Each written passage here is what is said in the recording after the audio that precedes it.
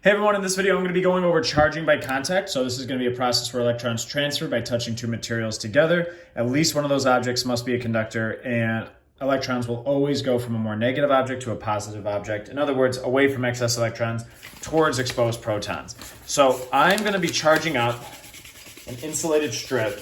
All right, you can see that in the video, right? Or not in the video, but on the sheet of paper, on your sheet of paper, a charge of positive +4 and then a neutral conductive sphere. So that's my neutral conductive sphere. I just charged my insulating strip, and notice that it's already kind of attracting. So that's an example of electron shifting. We'll see that in another video.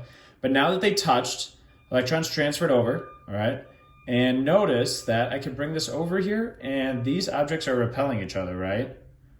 Definitely the conductive sphere wants nothing to do with this insulating strip. All right, so the goal of this is to explain, well, why is that happening? Why are they repelling all of a sudden, right, once they did touch? So again, in this example, positively charged +4, so it's missing 6 electrons. It's an insulator, so that charge is distributed in one spot. It can't spread out. And then I have my neutral conductive sphere. In terms of why they attracted at first, that's an example of electron shifting. Watch that video. But once they did touch, electrons transferred. What went on?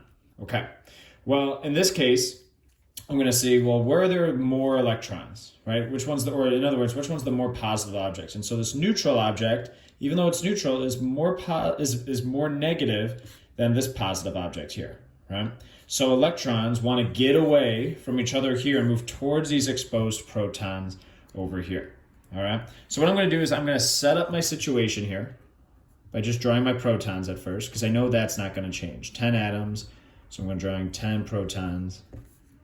1, 2, 3, 4, 5, 6, 7, 8, 9, 10. Okay. So again, we know electrons are going to jump over. All right. And right now, let's say one jumps over. Okay. You don't have to draw this out every time, but let's just kind of work this out. So one jumps over.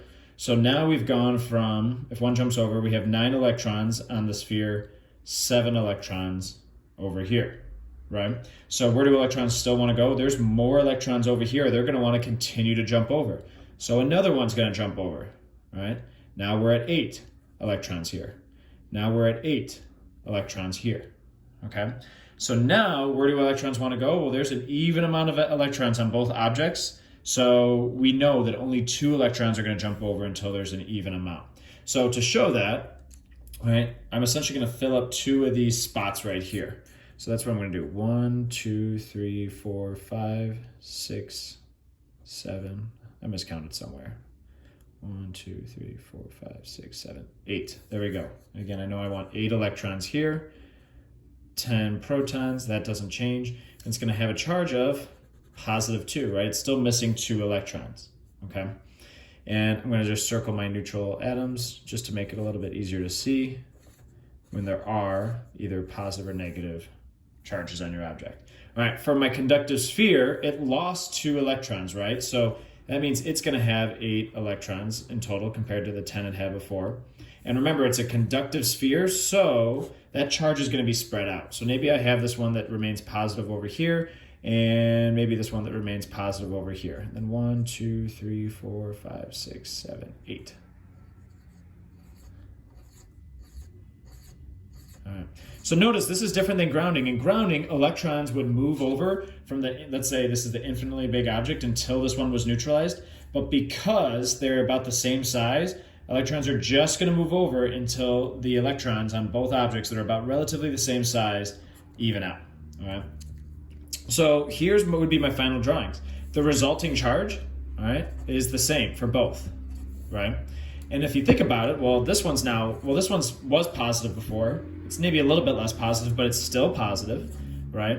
This object, now that it lost electrons, is positive, so they are like charges, right? And we know that likes repel.